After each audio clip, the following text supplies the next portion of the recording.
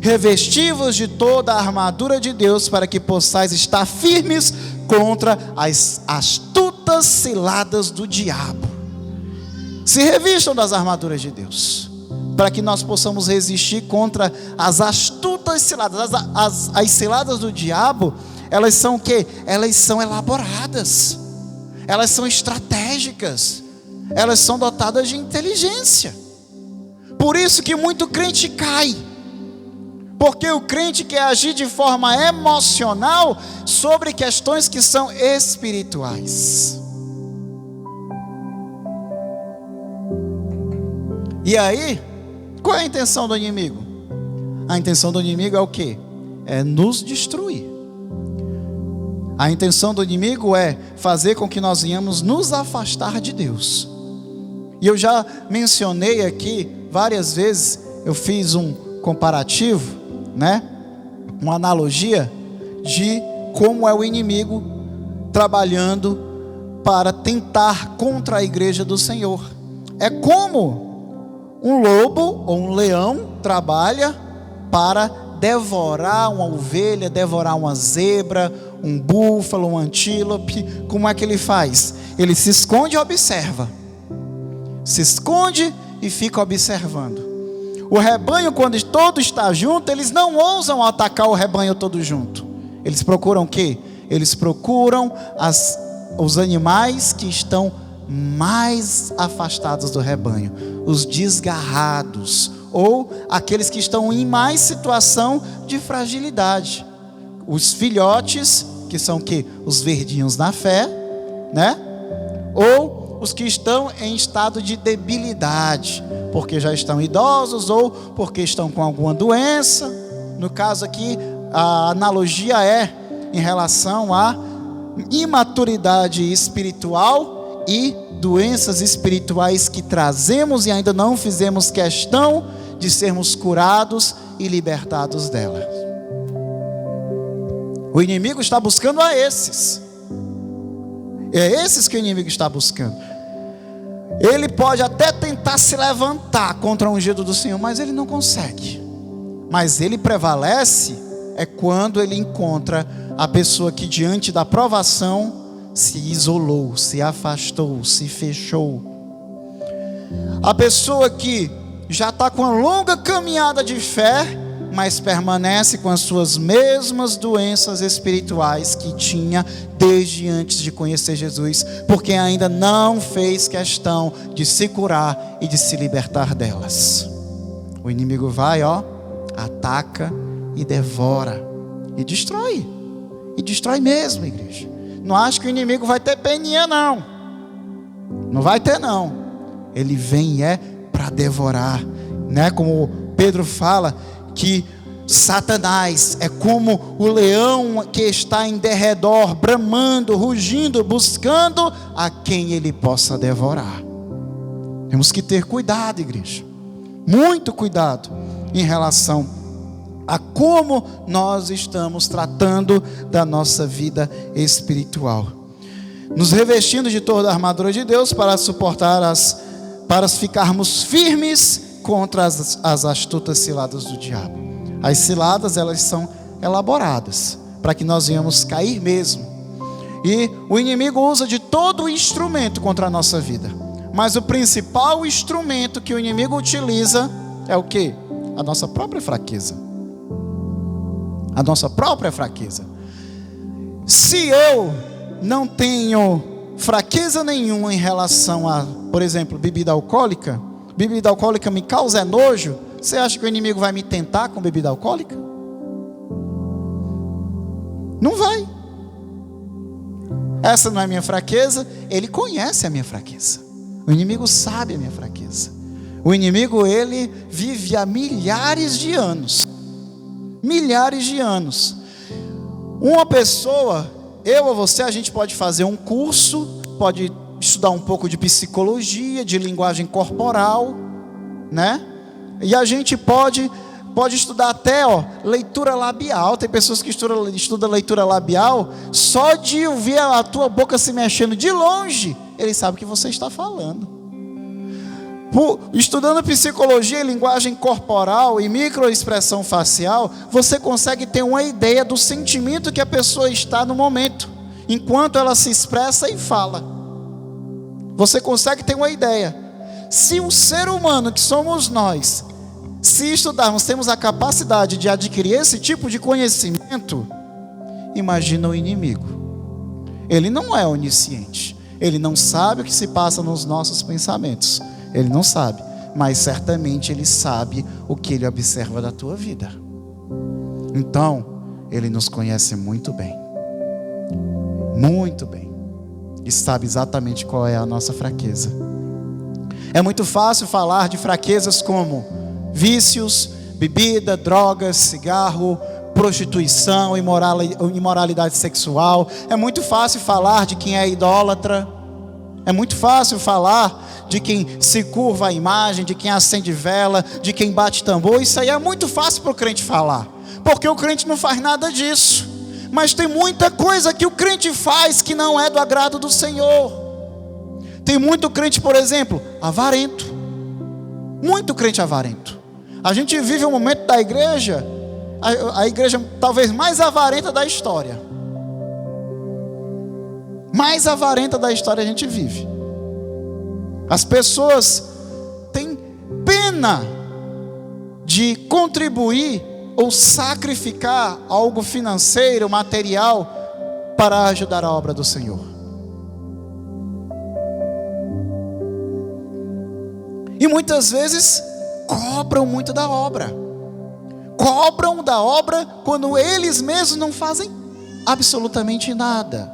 Ah, pastor, mas eu estou desempregado, assim. Dízimo de tempo. Trabalhe para o Senhor. Leve a palavra, ore, interceda. Tem uma tinta descascando na igreja, pastor, eu sei lixar, raspar. Arruma um material aí. Tem muitas formas possíveis de ajudar na obra de Deus. Muitas formas. É muito fácil para o crente falar dos pecados que ele não comete, mas tem muitas vezes o crente, igreja, que ele é avarento, ele é orgulhoso, ele é vaidoso, ele é rancoroso. E como tem crente rancoroso? O vaidoso, igreja, não é apenas aquele que quer se vestir bem. Não é a menina ou a mulher que gosta de estar sempre com as unhas muito bem pintadas, o cabelo muito bem alisado, muito bem tingido, usando roupas novas ou roupas de marca, calçados bonitos, acessórios, joias e semi-joias. Isso daí não é só vaidade, não. Isso daí é o menos ruim, é o menor que tem da vaidade, porque é só você trocar a roupa que já está resolvido. O pior da vaidade, igreja, é quando nós nos achamos melhores do que os outros. Ah, pastor, mas eu não me acho melhor do que ninguém, não. Deixa alguém ter alguma desavença com você. Como é que você lidar com alguém que você tem desavença?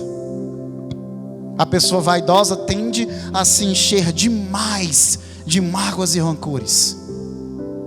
É inadmissível para ela alguém não estar de acordo com ela. É inadmissível alguém achar que ela está equivocada. A vaidade vai muito mais além daquilo que é aparente. A vaidade está no nosso coração. Tem muita santidade, aliás, tem muita vaidade dentro da igreja que está mascarada numa capa de santidade. Uma santidade que é só aparente, mas que não é verdadeira. Já vi muitos, são 32 anos de crente. Já vi muitos irmãos que quando estavam no mundo, roubavam, se prostituíam, defraudavam, praticavam todo tipo de imoralidade, bebiam, se drogavam, fumavam, não honravam pai e mãe. Aí aceita Jesus, com 1 ano já está julgando os outros. Já está julgando os outros. Como se Deus não fosse bom o suficiente de fazer a obra na vida dos irmãos, a mesma obra que fez na vida dele, de resgatá-lo e salvá-lo.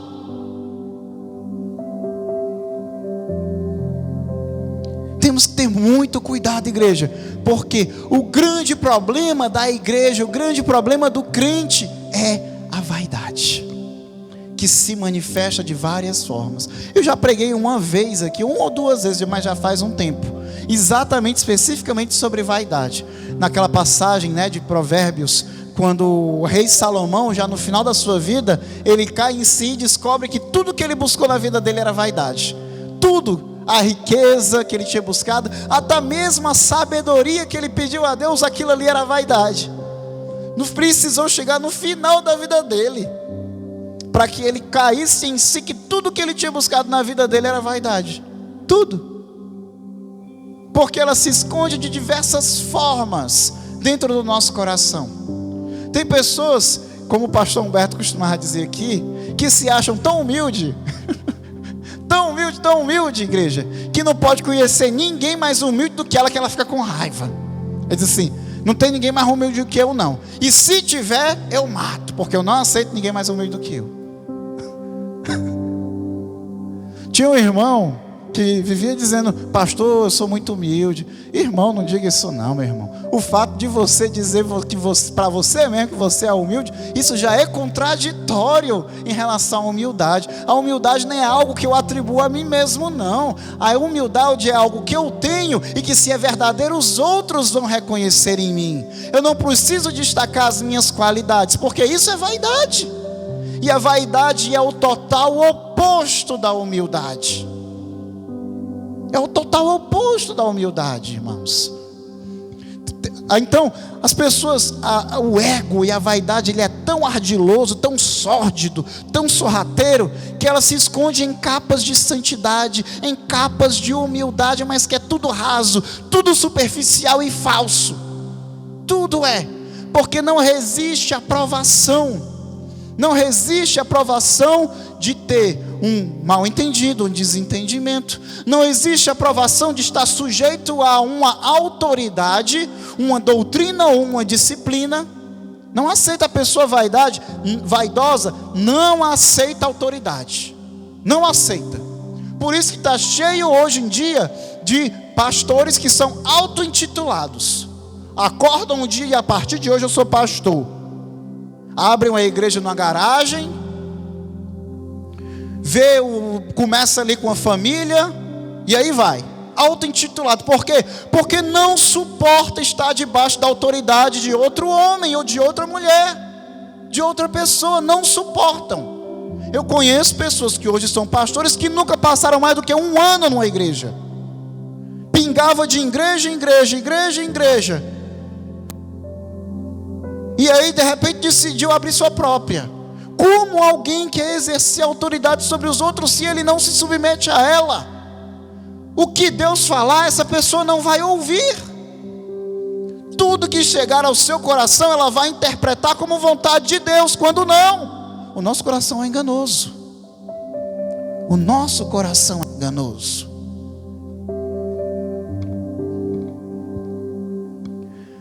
A vaidade ocultada em várias roupas de santidade, de falsa humildade. Está cheio disso, igreja. A vaidade, ela é algo tão terrível que eu já até testemunhei. A pessoa de repente está passando uma provação e chega para um amigo, ou para um grupo de amigos, ou um grupo de irmãos, por exemplo, e começa a falar das suas provas. As provas que estão passando, a dificuldade, às vezes é uma doença, às vezes é uma prova financeira, né? E ela vai e fala para tentar, assim, receber uma palavra de conforto, de ânimo, para dizer algo, para alguém dizer: olha, vai dar certo. Olha, fica firme, ser fiel a Deus. Vamos orar junto, né? Vamos mais à igreja. Às vezes a pessoa está ali buscando ali alguma força, algum fortalecimento de uma pessoa que ela confia, que ela gosta, que ela sente segurança. Mas a nossa vaidade às vezes é tão grande que quando o irmão chega para mim para falar das suas provas e das suas fragilidades, eu não me disponho a ouvi-lo e começo a falar das minhas, para mostrar que as minhas provas são maiores do que as deles, para mostrar que as pessoas disputam até quem é mais doente. As pessoas não aceitam nem que tenha outras pessoas que sejam mais doentes e debilitar do que ela, porque até nisso ela tem que ser melhor. Até na doença ela tem que ser mais doente. Eu quebrei um braço. Ixi, irmão, eu quebrei foi a coluna, quebrei foi a cabeça. Irmão, eu tô baqueado aqui, uma gripe aqui que faz um mês que eu não peguei. Irmão, tá aqui uma pneumonia. De tão grave que é a vaidade. A gente está rindo, igreja, mas isso existe, isso é verdade. Isso é verdade. Irmão, atrasei o boleto da luz. Meu irmão, não me fale de boleto não. Não me venha falar de boleto não. Mas essa aí é muita realidade, né? Essa aí tem que dar um desconto, pastor. Nesses últimos anos tem que dar um desconto nessa aí, pastor, que os boletos estão que estão, né? Amados, a vaidade é terrível e a gente não percebe ela. Ela está tão intrínseca, tão escondida e entranhada no nosso eu, que às vezes a gente acha que ela faz parte de nós mesmos, mas não faz. Deus não nos criou com ela. Ela foi implantada em nossas vidas por meio do pecado, a qual o inimigo, o Satanás, se utiliza de seu principal instrumento contra a nossa vida, fazendo que a gente não venha enxergar as coisas espirituais e a realidade que está diante dos nossos olhos. A gente enxerga apenas a realidade que é conveniente ao nosso bel prazer. A realidade que é conveniente para que eu permaneça achando que estou certo, que tenho a razão. Igreja, isso é terrível. Isso é terrível. É por isso, igreja, que nós temos que aprender a lidar com as questões espirituais. Porque muito difícil vai ser, se você está em espírito, se você está em comunhão, muito difícil vai ser de você ter certeza que está certo. Mesmo que o negócio pareça claro, cristalino, ainda existe a possibilidade de você estar sendo cegado pelo inimigo e pela vaidade. E isso todos nós temos que admitir. Por isso que temos que buscar a oração, igreja. Temos que buscar a palavra, porque Deus fala sim na sua palavra. Deus fala sim se você buscar. Se você dobrar o seu joelho com sinceridade, pedir: Senhor, fala comigo. Fala em sonho, fala em visão, fala na minha oração, fala por meio do pastor, por meio da pastora. Fala, Senhor, por meio da tua palavra, mas fala comigo. Deus vai falar. Pode ter certeza. E não vai demorar não. Deus vai falar. Agora, você vai estar atento para ouvir? E se Deus responder aquilo que você não gostaria de ouvir? Será que você vai estar atento para ouvir? A gente muitas vezes, a gente chega para um amigo, ou para um irmão, ou para um parente e pede uma opinião. Só que a gente não está buscando a opinião. A gente quer testar só para ver se ele pensa a mesma coisa que eu. É só para verificar se ele pensa do mesmo jeito que eu estou pensando. Muitas vezes é só isso. A gente só quer o quê? Confirmação, viés de confirmação. É apenas isso que a gente quer quando a gente vai buscar a opinião dos outros. Porque quando a opinião é contrária, não agrada. Não agrada. Eu estou pensando em fazer a minha festa de aniversário na cor azul. O que é que tu acha? Eu acho que verde ficaria melhor. Essa opinião aí, tu não tem bom gosto não. Por que foi perguntar então? Porque se ele concordasse, ou se ela concordasse, amigão, rapaz, cababo de bom gosto, hein? É a mesma coisa com Deus. A gente busca a resposta de Deus, mas a gente quase nunca está interessado em ouvir o que Deus tem para falar. A gente quer só ver se Deus vai responder o que a gente deseja ouvir. É só isso. Porque se Deus responde o que é contrário àquilo que buscamos, Deus ainda não respondeu. Deus está fazendo silêncio. Ou essa palavra não é para mim. É assim. E mais uma vez, vaidade. Nós temos que aprender, igreja, a trabalhar e lutar no campo espiritual. Porque no campo das emoções, nós estamos perdendo para o inimigo. Porque ele está usando as nossas emoções contra nós mesmos. Vamos lutar com as armas que temos. Com as armas que temos, igreja. E não é o meu coração a minha arma. Pelo contrário, ele é a minha fraqueza. As armas que temos é o quê? É o joelho dobrado, a oração, a palavra, o louvor, a adoração, o jejum, o quebrantamento. Essas são as armas que temos. A humildade, o ouvido está atento para ouvir toda a palavra de Deus, não apenas as promessas, mas também a doutrina e a exortação. Principalmente, até porque ninguém vai alcançar as promessas se não estiver no caminho com o Senhor. O povo saiu do Egito depois de 430 anos. A promessa era o quê? Que Deus iria conduzi-los à terra prometida. A promessa foi essa. 2 milhões de pessoas saíram do Egito. Sabe quantos dos que saíram do Egito pisaram lá? 2. Caleb e Josué. Todo o resto morreu. Até mesmo Moisés não entrou na terra prometida. Por quê? Havia uma promessa, mas o povo não recebeu a orientação do Senhor. Era para eles terem chegado em 7 dias na terra prometida. Demoraram 40 anos para que toda aquela geração perecesse. Apenas os filhos dos que saíram do Egito chegaram à promessa. Porque os filhos receberam o que os pais deles não tinham recebido. Corá, ele ficou conhecido por ter liderado uma rebelião contra Moisés e Arão, a qual Deus destruiu a rebelião, abrindo o chão, e do chão a própria terra os consumiu, a própria terra os devorou. Mas os filhos de Corá se transformaram em um dos 3 grandes salmistas. Os 3 grandes salmistas quem são? Davi, Asaf e os filhos de Corá.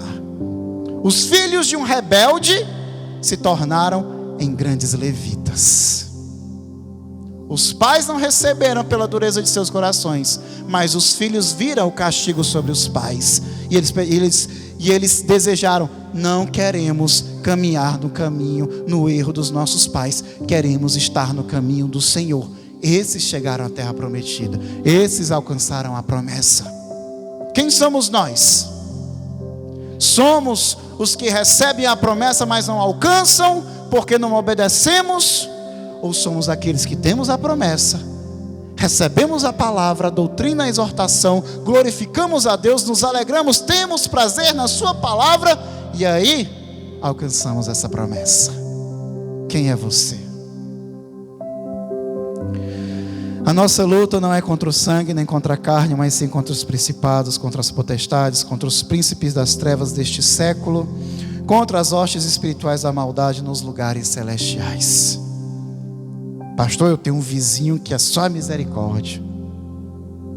Só a misericórdia. Ô vizinho desgraçado, pastor. É muita confusão. Ore. Tenha raiva do seu vizinho não. Tenha não. Não tenha raiva dele não. Ore por eles. Diga: Senhor, converte, transforma, salva, faz a tua obra. Senhor, transforma esse meu vizinho que é só misericórdia na minha vida, numa bênção na minha vida. Assim é para tudo na nossa vida. Para tudo na nossa vida, igreja. Temos que aprender a lutar com as armas que temos e ir para o campo de batalha espiritual, porque lá nós vamos vencer. Lá vamos vencer. Na semana passada, eu ministrei sobre problemas de comunhão entre irmãos. E dei 3 exemplos. O exemplo de Evódia e Sintique, 2 irmãs da igreja que não se entendiam, viviam em discórdia. E aí o apóstolo Paulo escreve ao seu discípulo mais próximo, Timóteo, pedindo que Timóteo, chamando que meu fiel companheiro de jugo, pedindo que ele as ajudasse a entrarem e ficarem em paz, porque todas 2 elas eram muito proveitosas, muito eficientes no ministério do Senhor. Ele diz, elas me são muito úteis no ministério, mas não se entendem. E o apóstolo Paulo, pensem concordantemente, estejam em paz e de acordo uma com outra. E tu, Timóteo, meu fiel companheiro de julgo, ajude-as, pois são muito úteis no ministério.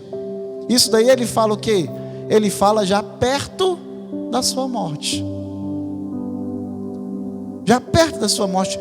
Era uma preocupação do apóstolo Paulo antes de morrer, que duas irmãs que fazem a obra de Deus, que são queridas para ele, não estavam em comunhão, porque cada uma estava com o seu próprio ego aflorado. Por mais que amassem a obra de Deus, tinha essa falha em suas vidas. O apóstolo Paulo exortou. Também existe o exemplo do próprio apóstolo Paulo com o apóstolo Pedro, no momento que eles se desentenderam, mas imediatamente voltaram em comunhão. E o exemplo do apóstolo Paulo com Marcos, que foi quem escreveu a epístola, o evangelho de Marcos, que teve uma hora que eles foram fazer uma missão, e o Paulo, Barnabé, Marcos e Silas. E aí o apóstolo Paulo, quando soube que Marcos ia, o apóstolo Paulo disse, não, com Marcos eu não vou não. Com Marcos eu não vou não. Aí o Barnabé, mas por que, Paulo? Por que tu não quer fazer a obra com Marcos? Tu lembra que ele nos abandonou no meio do ministério? No meio da missão ele nos abandonou? Não faço mais a obra com Marcos. Aí Barnabé insiste, o Paulo não aceita, fica irredutível. Aí eles entram em acordo e Paulo diz, pois então tu pega o Marcos e vai tu para canto tal, que eu vou com Silas para outro. Se separaram no meio da missão, porque Marcos tinha vacilado com Paulo no ministério, e Paulo não aceitava, tinha insegurança em relação a Marcos. E isso acontece na igreja, quando os irmãos nos abandonam na obra, quando passam uma fase ruim, e depois que a fase ruim passa, depois voltam e querem assumir os ministérios como se nada tivesse acontecido. A gente tem medo de que aconteça novamente, que a gente fique na mão novamente. A gente fica, porque a gente se sente muito mal, igreja, quando somos abandonados na obra, muito mal. A gente pode até se preparar para fazer a obra sozinho, só eu e minha mãe, ou só eu, minha mãe e o pastor Fabiano, ou só eu, minha mãe, o pastor Fabiano e o diácono de Assis. Estou mencionando esses porque são os mais próximos, né? Mas a partir do momento que você acha que pode contar com alguém, e quando você precisa a pessoa lhe abandona, é terrível. É pior do que fazer a obra só. Pior do que fazer a obra sozinho é ser abandonado no meio dela, porque pela primeira vez você também pensa em abandonar. Não é verdade, pastor? Você pode ter feito anos e anos a obra sozinho, você nunca pensou em abandonar, mas no momento em que a pessoa que faz a obra ao seu lado lhe abandona, você pensa em alargar também. E isso é terrível, igreja. E isso é terrível. Eu entendo o apóstolo Paulo, mas Deus é bom e maravilhoso. Lá na frente, Deus resolveu tudo. Marcos se redimiu do seu erro, se reconciliou com o apóstolo Paulo, e o apóstolo Paulo, também perto de morrer, ele escreve na segunda epístola a Timóteo, a segunda carta a Timóteo, que já era poucos dias antes dele morrer, dizendo, Timóteo, a minha vida está prestes a ser derramada por libação. Combati o bom combate, guardei a carreira, acabei a carreira, guardei a fé, né? E ele diz, vem depressa ter comigo, traz contigo a minha capa, traz os meus livros e principalmente os pergaminhos, para que eu possa continuar escrevendo até o dia da minha partida. Mas quando tu vier ter comigo, traz contigo Marcos, porque me foi muito útil no ministério. Eles se separaram, mas lá na frente ele se reconciliou, ao ponto de que na véspera de sua morte, ele desejou apenas ver duas pessoas, Timóteo e Marcos. Dois homens que fizeram a obra, se dedicaram a Deus, que se desentenderam, mas pela obra e pela sinceridade que realizavam ela, se reconciliaram e restauraram a comunhão com o outro. As influências malignas, igreja, elas acontecem. No momento em que elas acontecem, nós não nos damos conta que Satanás está agindo naquele momento. Sempre somos cegados pelo nosso ego e nossa vaidade, procurando sempre a nossa própria razão, pois esses são os principais instrumentos que o inimigo usa.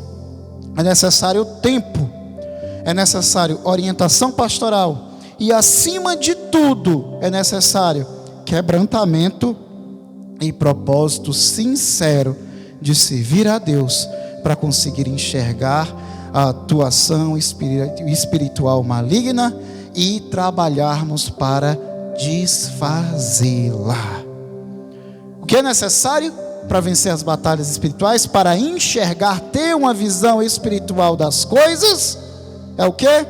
Primeiro é necessário agirmos com calma. Dê tempo, porque nós precisamos de tempo para digerir tudo, para compreender tudo, para as ideias assentarem, porque no momento imediato nós não reagimos racionalmente, nós reagimos emocionalmente. É necessário que a emoção passe para que a razão venha, e é por meio da razão que Deus vai lhe guiar e lhe orientar acerca do que, como deve ser feito, como deve ser realizado.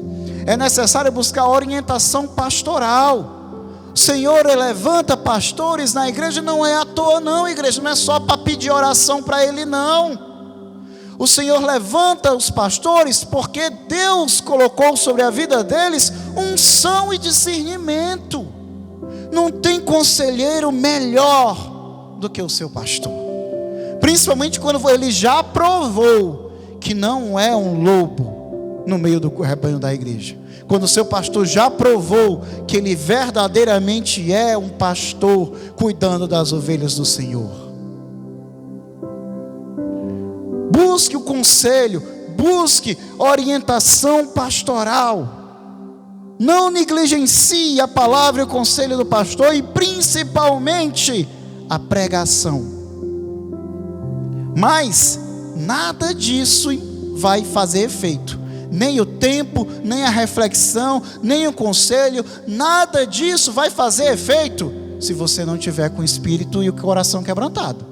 Nada disso vai adiantar. Você pode receber 1000 conselhos, 100 orações, 10 pregações, se o seu coração e o seu espírito não tiver alcançado quebrantamento, e você não tiver um propósito sincero, verdadeiro, de fazer a vontade de Deus, nada disso vai adiantar. Você pode ter o melhor pastor do mundo. Judas tinha o melhor pastor do mundo, Judas tinha o melhor amigo, Judas tinha o melhor conselheiro, o melhor mestre, e ainda assim fez o que fez. Você pode ter o melhor pastor do mundo, o melhor pai, a melhor mãe do mundo, os melhores amigos do mundo, os melhores irmãos do mundo em uma igreja, que se o seu espírito e o seu coração não estiverem alcançado, ou pelo menos buscando quebrantamento, nada disso vai adiantar. Não tem bom conselho que entre, não tem palavra que mude, não tem oração que faça efeito. Não tem.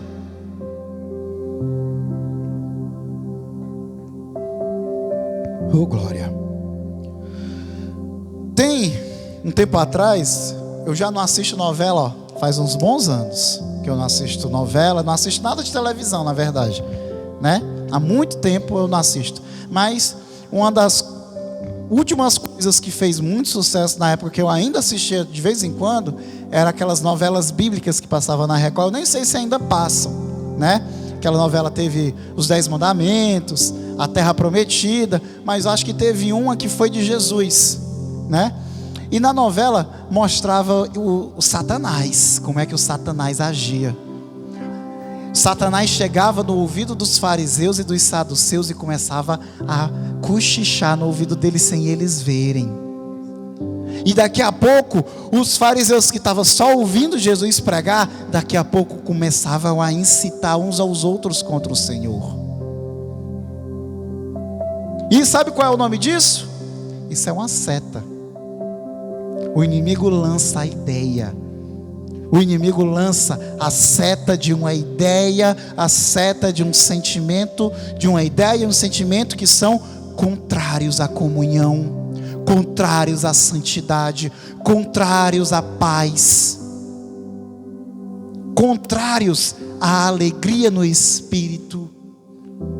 Uma seta de dúvida, uma seta de desconfiança, uma seta de desânimo, uma seta de tristeza, uma seta de discórdia. O inimigo, igreja, isso daí eu aprendi faz pouco tempo, mas graças a Deus que eu aprendi. Ele é tão sujo, ele não tem poder sobre, ele não tem onisciência. O que é onisciência? É o conhecimento de todas as coisas, né? Dos mistérios, do pensamento e do futuro. O inimigo não tem. Ele tem muita sabedoria pelo tempo, né? Pela unção que ele tem, né? O poder que ele tem, a glória que ele tem e pela sua existência milenar. Então ele tem muito conhecimento e sabedoria, isso certamente ele tem. Mas conhecer os pensamentos só Deus sabe. Conhecer o dia de amanhã, só Deus sabe.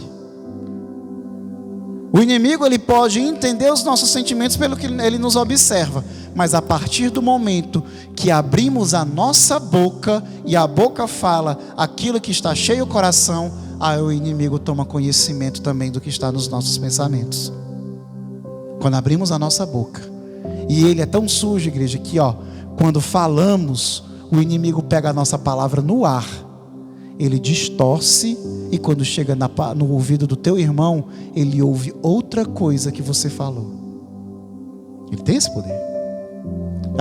Aí tem aquelas discussões conhecidas. Você falou assim, assim, assim. Eu não falei isso não. Falou sim, não falei não. Falou sim. Aí fica. Um tem certeza que falou e o outro tem certeza que não disse. Nenhum dos dois está mentindo. Foi o diabo que distorceu a palavra no ar para plantar a discórdia entre os dois. Marido e mulher, amigos, irmãos, pais e filhos, mães e filhas.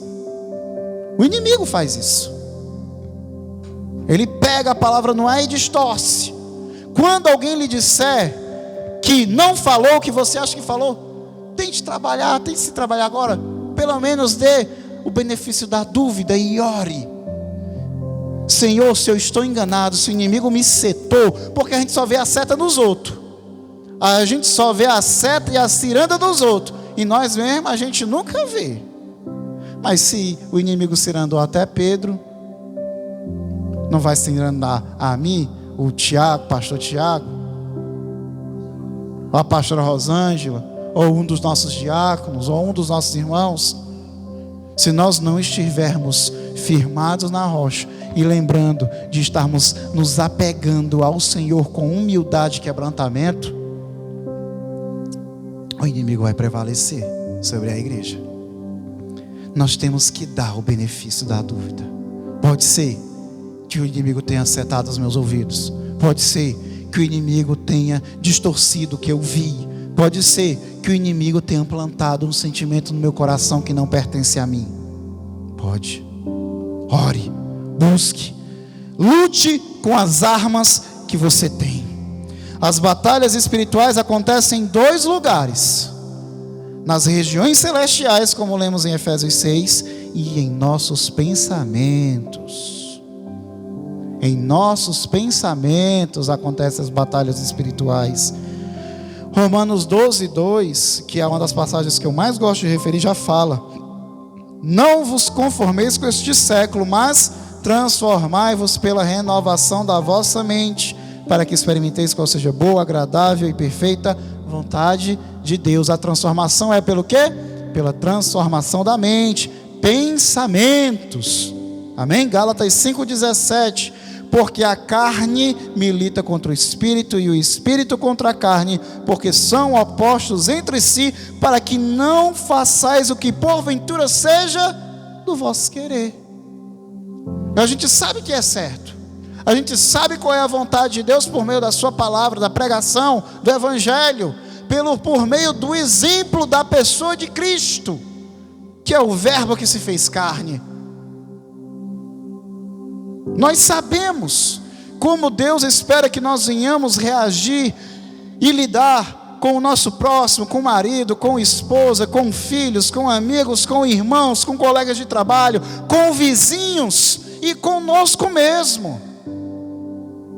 Você sabe, e eu sei como Deus espera, o que Deus espera de nós, e nós sabemos, mas muitas vezes nós agimos contrário àquilo que sabemos que Deus espera, porque a carne milita contra o Espírito, e o Espírito contra a carne, pois são opostos entre si, para que não façais o que porventura seja o vosso querer.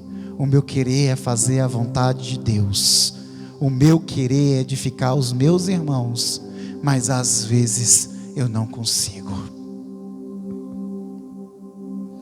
Efésios 2:1: e vos vivificou, estando vós mortos em ofensas e pecados, em que noutro tempo andaste segundo o curso do mundo, segundo o príncipe das potestades do ar. Em outro tempo andaste segundo o curso deste mundo, segundo o príncipe das potestades do ar. Andávamos como o quê? Segundo o diabo. Em outro tempo andávamos segundo o diabo, do espírito que agora opera nos filhos da desobediência, entre os quais todos nós também antes andávamos nos desejos da nossa carne, fazendo a vontade da carne e dos pensamentos. Olha a batalha espiritual nos pensamentos. E éramos por natureza filhos da ira, como os outros também. Mas Deus, que é riquíssimo em misericórdia, pelo seu muito amor com que nos amou, estando nós ainda mortos em nossas ofensas, nos vivificou juntamente com Cristo. Pela graça sois salvos. Glória a Deus. Estou terminando, amados.